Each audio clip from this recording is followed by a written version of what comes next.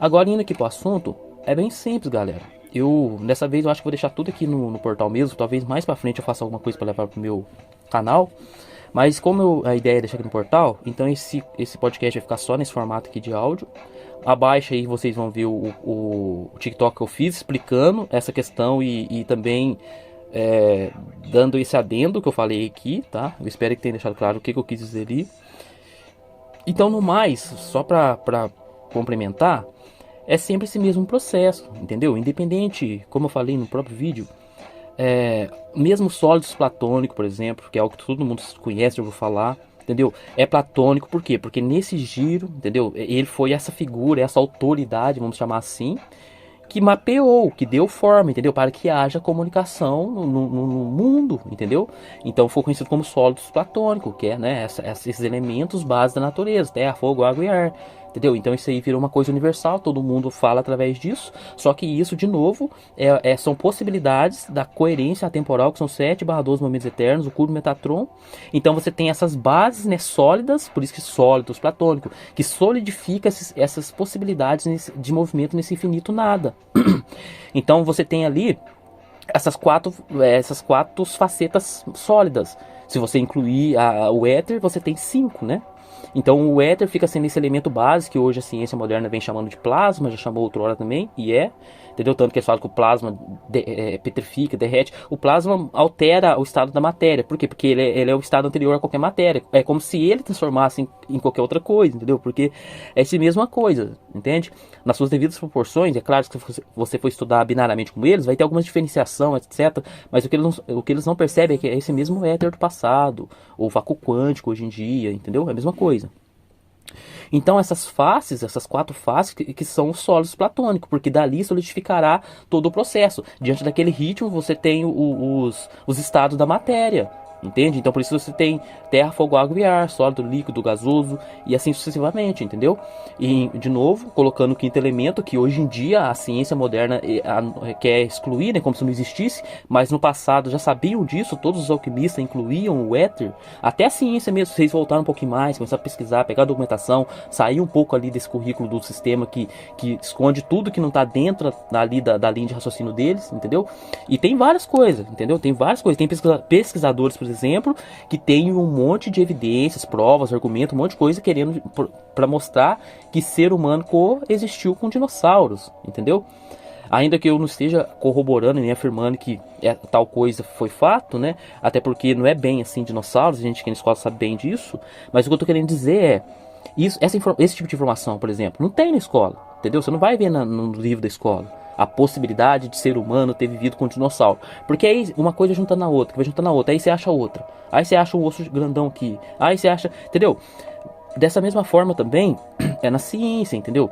Se você voltar pouco, hoje em dia com certeza deve ter cientistas, né, que fazem ali seus artigos, que vai passar ali naquela revisão de pares, todas aquelas coisas para serem publicadas e tal, mas com certeza vocês vão achar cientistas conceituados que consideram o éter ainda, que acredita que o éter ainda é aquele elemento base pelo qual todos os elementos estão como se fosse dentro, né? Que seria o dodecaedro, né? A face, aquele nódulo de 12 faces, que até o Hélio Couto fala, que se mudar um nódulo desse dodecaedro, desses 12 lados, você muda toda a realidade, entende? Então, me estendi bastante nesse exemplo, mas da mesma forma, o sólido platônico também não é de Platão, porque é esse mesmo movimento, entende? Aí que vocês precisam entender esse processo. Existe o processo de Apocalipse a Ragnarok. Apocalipse é todo esse final, né, desse giro, desse reino do homem e início do reino dos deuses. Aí você tem 1000 anos. Mas por que então que o Ragnarok é só 1000, enquanto o outro é 6000? Porque o reino do homem, que acaba em Apocalipse, ele é linear. Então, quem está existindo ali, conta 6000 anos literalmente. Enquanto já no reino dévico, não tem tempo, espaço exatamente. É só esse reino linear contando 1000 anos, enquanto por reinos dévico é atemporal. Tanto que fica meio paradoxal, de tal forma que é difícil explicar aqui, que pode parecer esquizofrênico, entendeu? Tem que ter uma expansão, um entendimento mais abstrato ali para entender. Porque o reino quântico ele sempre existe e está sempre atuando ali no binário. Entendeu? Isso explica esses mistérios, esses milagres, essas intervenções de anjo, todas essas coisas, tudo tem a ver com isso, é o metaverso, com essa tecnologia, entendeu? Só que aí o ser humano fechado ali se procurando para se encontrar de novo nesse défico, para que haja movimento e não se esqueça de, entende? Não caia na agonia do vazio do nada, tem que ter surpresa. Então mergulhamos no esquecimento, então esse mergulho é esse purgatório, não, é vida enquanto você está ali, né? Mas no final você vai vendo que é morte até que você se encontre de novo na temporal junto ao Messias, o Logos primordial. Aí você percebe todo esse processo e entende por que tem que manter o binário existindo, coexistindo com o quântico. Porque aí, sendo défico, você consegue coexistir naquilo ali. Na verdade, aquele ponto de referência que vai definir que de fato uma realidade existe. Porque do contrário, de novo, o que há é o infinito atemporal. Então imagina, vamos lá, imagina você que está me ouvindo, no agora. Você vai poder definir 1 milhão de anos para frente ou 1 milhão de anos para trás diante do seu agora. Agora, tenta imaginar, abstrair. Imagina que você é o atemporal, o quântico. Então não tem aquele ponto ali seu que te define no tempo. Então logo não tem espaço. Você não consegue se localizar. Como é que você ia lembrar disso, daquilo, sem aquela referência no ponto ali binário?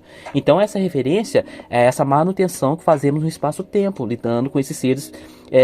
Aí você vai ensinando, entendeu? Aí vai juntando todas as informações que a gente passa aqui.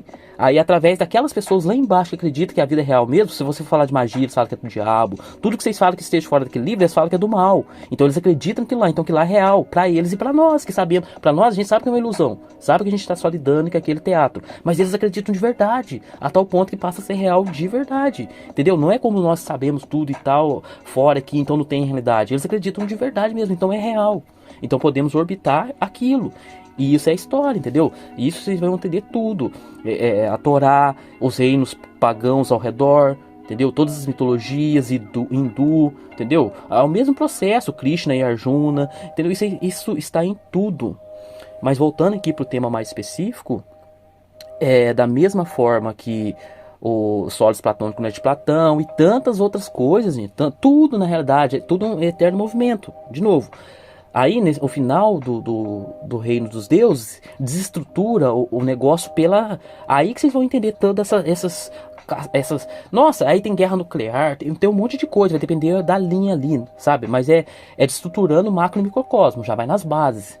Aí tem que reiniciar de novo tudo isso. Então, nesse reinício, vocês podem ver, vamos voltar. Se você pegar 6 mil anos para trás, você vai voltando, vai chegar ali mais ou menos na Suméria, certo? Uma das primeiras, se não a primeira, vai depender de onde você estiver estudando, você vai ver que vai chegar ali. Ali foi a primeira civilização. Para trás dali é hipótese, é um elo perdido e etc. Quanto mais a fundo você vai ver, vai estudar, vocês vão ver isso. Só que aí que tá. Se aquilo ali foi a primeira civilização, como que já existia? Como que a galera ali já sabia, até já tinha registrado nessas tábuas também de argila que foi encontrado lá no Iraque novamente, que daí veio o livro perdido de Enki, o 12º planeta, todos esses livros, todos esses estudos. Como que nessas tábuas já tinha certinho os posicionamentos do macrocosmo, tudo certinho nos seus locais, a quantidade de astro, tudo certinho já tinha, a medicina já existia ali. Não como nas formas de hoje, mas tinha medicina, tinha número, tinha linguagem, tinha tudo. Por quê? Porque nessa destruturação, esses deuses déficos, para formatar o binário ali, para começar de novo, essa mesma história, para que sintamos vivos e tal, chega e ensina para aquelas pessoas, entendeu? Então aí você tem uma civilização que começou do zero, mas ao mesmo tempo já era civilizada. Não é aprendendo igual criança aprendendo a andar, batendo pedra e acendendo fogo. Não é bem assim como contam, entendeu? É esse processo sempre se repete. Então não é claro dizer. É tipo, quem já assistiu Dark? Dark tem um tal livro lá na série, para quem não assistiu é bom que veja. Esse livro, ele é um livro meio, é um bug, tem até um nome dessa teoria que eu esqueci o nome aqui agora, é o bug não sei das quantas lá, que é o seguinte, ó, como que esse livro aparece na história? Faz muito tempo que assisti, mas pega o conceito é esse que tem que entender. O livro aparece na história assim, tem um cara que ele quer ser cientista, ele mexe com relógio, parece que ele quer viajar no tempo e tal. Aí vem alguém, não vou dar spoiler, se vocês esquecem, quem não assistiu ainda pode assistir que vai esquecer, é uma série bem complexa e tem muitas linhas temporais, então até você entender, você não vai perceber que é spoiler. Mas o livro chega como? Vem uma pessoa que dá o livro para esse cara que é cientista. Essa pessoa ela veio do futuro e pegou o livro com ele mesmo, entendeu? Ele lá no futuro falou assim, me entrega para mim lá no passado, lá nesse lugar que ela encontra ele. Beleza, entrega para ele. Essa é a primeira cena que o livro aparece, certo? Só que aí, entendeu, né? A primeira cena que o livro aparece. Mas como é que o livro apareceu? uma pessoa vindo do futuro entregando para ele, na mão dele, certo? Só que aí ele fica esse livro, descobre tudo que a gente descobrir, descobre a máquina lá e tal, porque ele mesmo mandou para ele, aí ele vai pro futuro, entendeu, né? Vai pro futuro com esse livro em mão, chega no futuro. No futuro ele topa essa mulher, entrega esse livro para essa mulher, fala, entrega para mim no ano passado. Aí fica nisso, tá ligado? Ele sempre recebe o livro dessa mulher porque foi ele lá no futuro que deu para ele no passado. Mas aí ele com esse livro no passado vai pro futuro e leva o livro. Chega lá no... Entendeu? Então quando esse livro surgiu?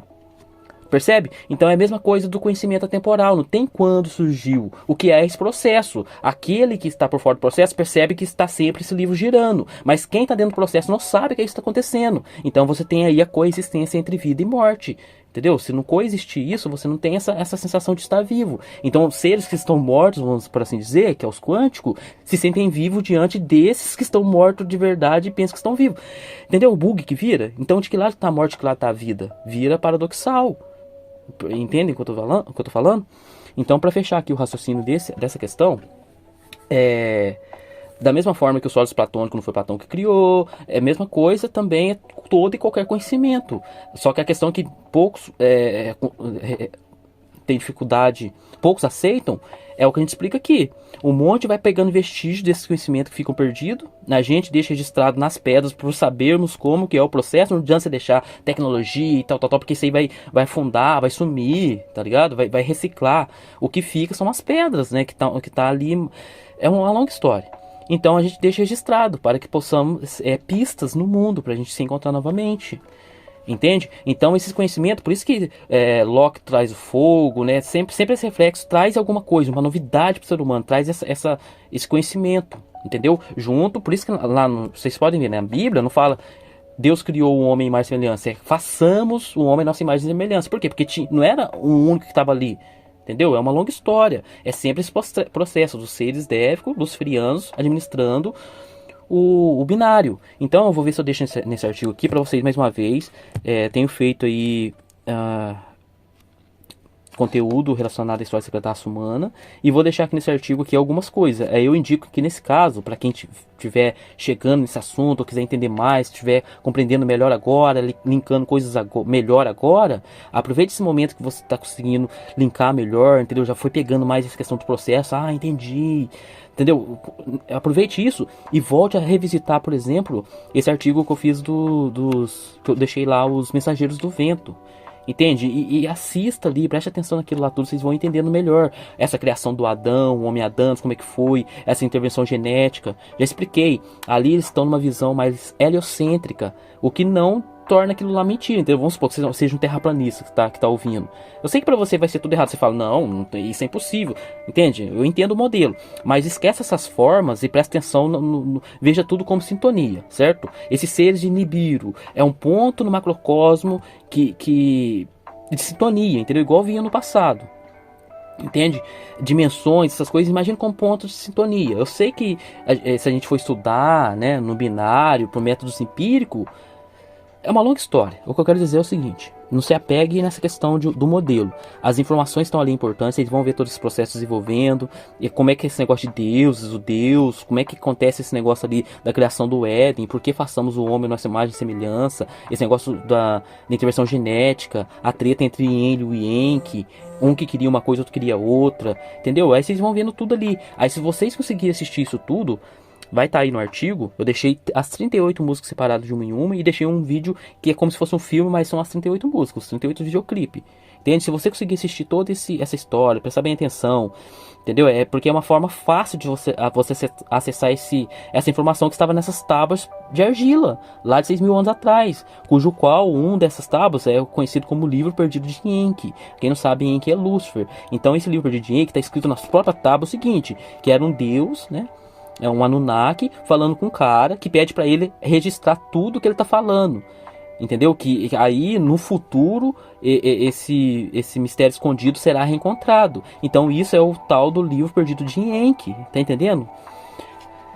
Então é isso, pessoal. Eu vou encerrando por aqui. Eu espero que tenha ficado claro aí tanto a questão desse negócio de Pitágoras. Como eu já falei, esse negócio do Teorema de Pitágoras é só uma equação, tá? Na verdade eu ia ler aqui o artigo, falei pra caramba, não li o artigo, eu ainda vou fazer isso, a gente tá com 23 minutos, né? Então, tem um artigo que que noticiou, né? Aí eu vou replicar ele aqui, vou deixar a referência aqui, claro, desse artigo em si. Mas vamos lá, vou tentar ser rápido. O que eu precisar pontuar, eu pontuo novamente, mas eu já expliquei tudo que precisava, ó. O artigo dizia o seguinte: descubra a origem surpreendente do Teorema de Pitágoras e como a antiga Babilônia já usava este conceito milênios antes. Claro que a antiga Babilônia usava esse conceito antes. Por quê? Porque a Babilônia justamente é esse reino que eles chamavam de pagão, ou seja, luciferiano. Então esse conhecimento cabalístico, mais ali do abstrato, tá lá, entendeu? Mas ali, por que Babilônia? Porque, de novo, a gente tá entrando em Babilônia por quê? Porque ali eles perderam a noção do sagrado, entendeu? Ali tudo virou como se fossem números. Ali eles não ligam mais de tirar a criança, né, da barriga, entendeu? Eles acham que vale a pena correr o prazer. Por prazer eles queimam criança, entendeu? Eles fazem rituais envolvendo crianças, abortam, entendeu? É a mesma coisa que está começando a acontecer hoje em dia de novo. Por isso que a gente, sabendo da história, a gente já vai prevenindo. Então, é claro que já tinham esse conhecimento na Babilônia por conta disso que a gente acabou de conversar aqui, entende? Porque é um giro atemporal, entende? Aí as pessoas que têm mais renome e tal, ou então se dedicam mesmo em estudar esse processo, vai entender nele mapeando, acabam recebendo os nomes, sólidos platônico, e assim vai, várias outras coisas, né?